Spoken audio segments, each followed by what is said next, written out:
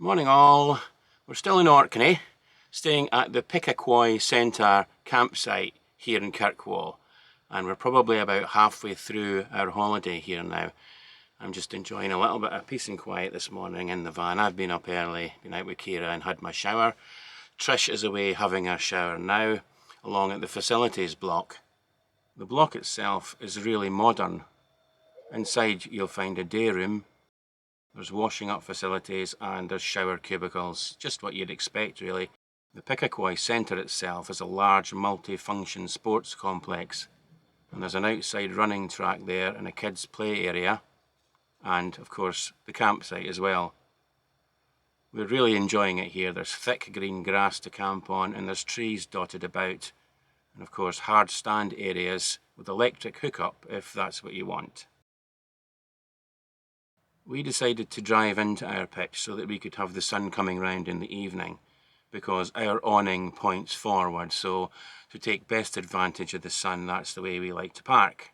As soon as Trish comes back from the showers, we're going to head off for the day. And we've actually got some exciting news to share with you. Well, it's exciting news for us at least. So I'm going to wait till Trish is back and then I can tell you about that when we're on the road. But first I'll fill you in on what we were up to yesterday. Had a busy day yesterday and it started off with a trip to the Broch at Gartness. We probably arrived about 10 o'clock or so and it wasn't very busy, but the information that we had told us that this Broch was built between 400 and 100 years BC.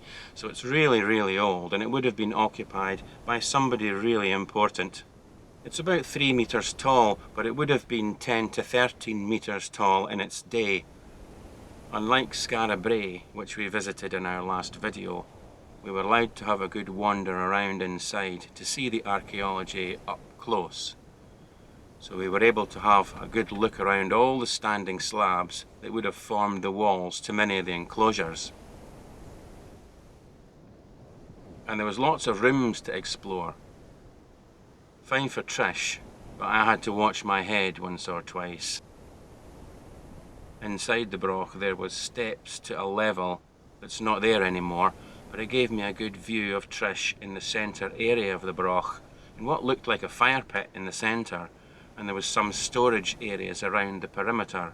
Then on the outside of the Broch there's the remains of some dwelling houses, things they would have used, like a millstone and, well, a kludgie, if you know what that is, and if you don't, you can probably guess by my antics. We wandered around for a little while, then we headed off and we had a little bit of a disaster. Well, a minor disaster, shall I say. You know the step that we use to get in and out of the van? It's actually a toolbox. Well, we reversed over it, didn't we? There was an almighty crunch and yeah, that was the result. The box was pretty much shattered. It's unusable now. You know, we've tried different forms of steps over the last couple of years because obviously our van doesn't have one of these electric steps, which would be great. We've tried different things. Sometimes we've even driven away without the step and then had to go back for it. But this time, crunch. It was probably my fault because although Trish was driving and actually drove over the box, it was me that could put Kira in the van and then I was supposed to put the box in the van. I forgot and well, that's what happened. So we're going to be on the lookout for another step, I'm afraid. Anyway, after that mishap, we went off for a spot of lunch. The spot that we found for lunch was Evie Beach. We actually found it on Park for Night. It's a small sandy area which actually has toilets, which is always handy. And there was a little track there that we parked on. There was an old jetty leading out into the bay, and Kira seemed to be fascinated with the kids playing on the beach. They were filling up their buckets with water from the sea, then carrying them back to the sandcastle that they'd made and making a moat. I used to love doing that when I was a bairn.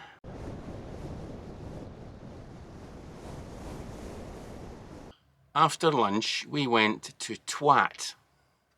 Yes, you heard me right. There is a place here in Orkney called Twat.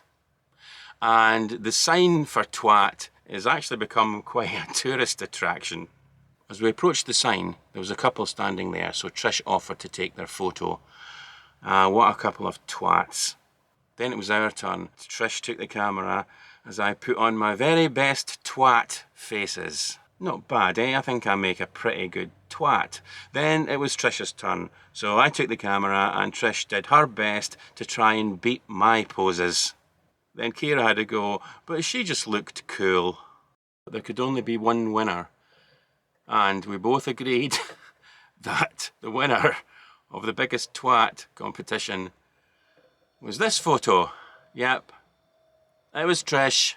I can just hear Trish coming back from her shower now, so we'll get moving and tell you about our good news on the road.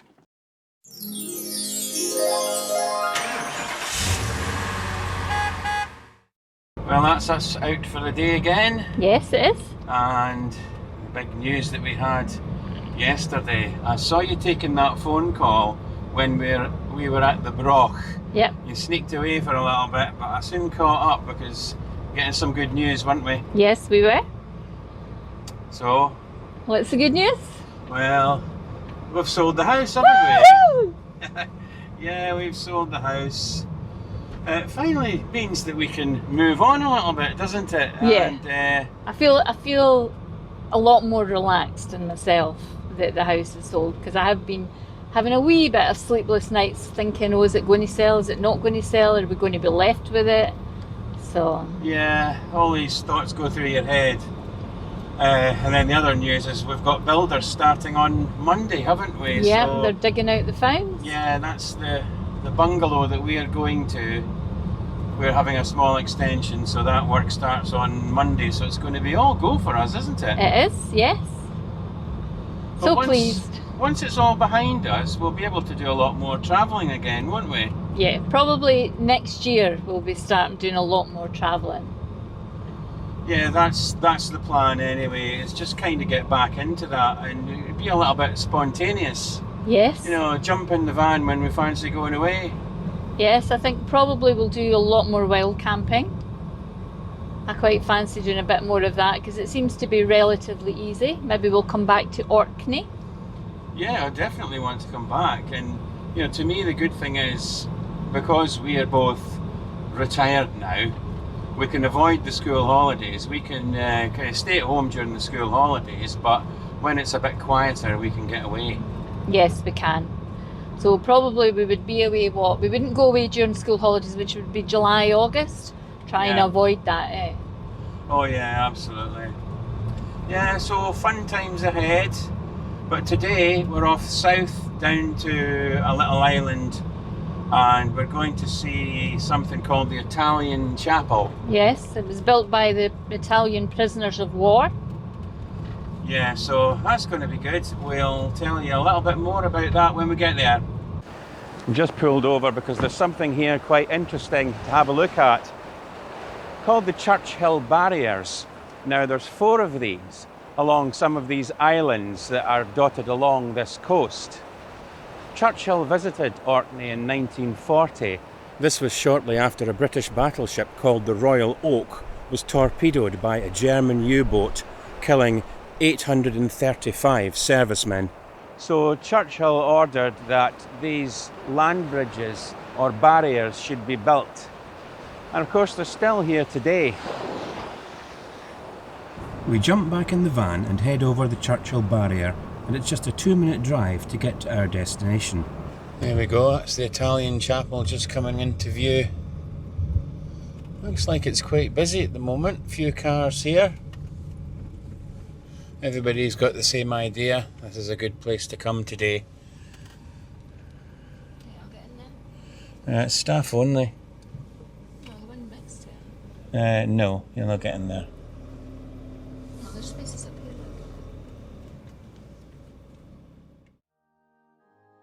The Italian Chapel is the only building that remains of Camp 60. That was a prisoner of war camp in World War II. We head inside, and we're allowed to take Kira just so long as we carry her. Thank goodness we didn't get a St. Bernard. Inside we see the work of Dominic Ciacchetti, Italian prisoner and artist, he was given the job of leading a team of men to transform 2 Nissen huts into this chapel. All the work was done under Ciacchetti's supervision, including the altar and stained glass, and all built using salvaged materials.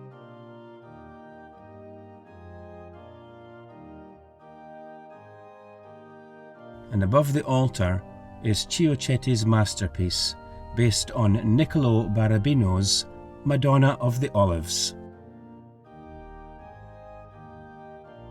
Outside, this statue of George and the Dragon is a further example of Ciacchetti's work. It was completed before the chapel and is shown here with some of the Italian prisoners. This is Ciacchetti's painting, Block Casting, showing the Italian prisoners at work on Churchill's barriers. And this is Ciacchetti's team that worked on the chapel. After the chapel, we head to a nearby beach to give Kira some exercise. And we managed to spot a couple of seals out sunbathing on a rock. They seemed to look up and give us a wave, and we thought that was really nice of them, fitting us into their schedule. How's your soup? It's probably the same as yours because I'm having the mushroom too. Yeah, mushroom. Great choice in this, man. Aye, it's a great wee stop this, isn't it? Yeah, it's a beautiful beach. Aye, did you see the dog?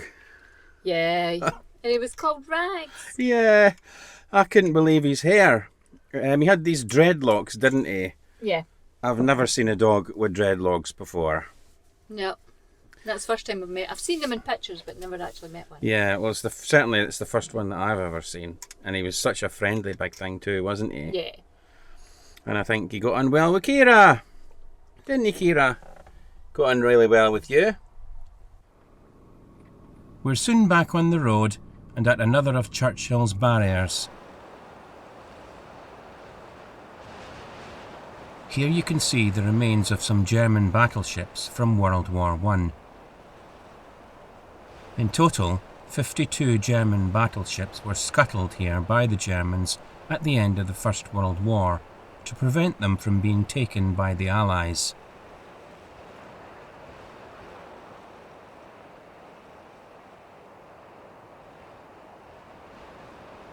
We're heading now to the east coast of the Orkney mainland, to a place that Trish can remember visiting as a wee girl.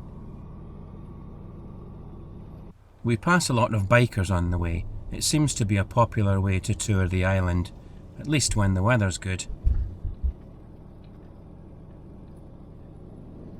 We've arrived. This part of Orkney is called Deer Ness, and we're here to see something called the Gloop. Don't ask me, ask Trish. Trisha, what's the Gloop? Come here, tell us what the Gloop is. So the Gloop is a collapsed sea cave. So when the water comes in, it makes that gloop sound, and that's why it's called the Gloop. And you went to see that when you were a wee girl, didn't you? I went to see that when I was a wee girl. So none of Right. this car park or anything was here, but it Okay. keeps across fields. Right, well let's see if we can find it. The Gloop is located at this nature reserve.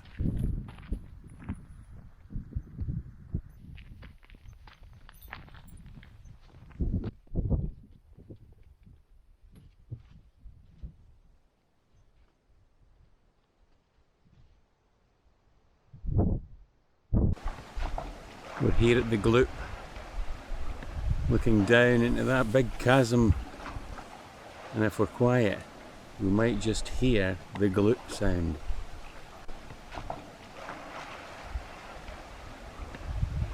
Hear it? Not sure if the microphone on this camera will be picking that up.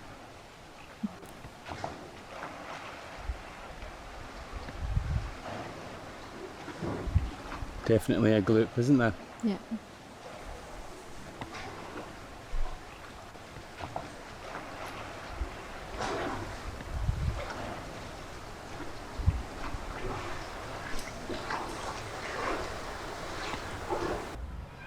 Back at the campsite now, just soaking up the last of the sun.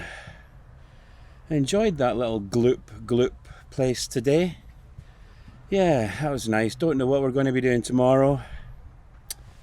Who cares, really? You fancy some sun? Come to Orkney.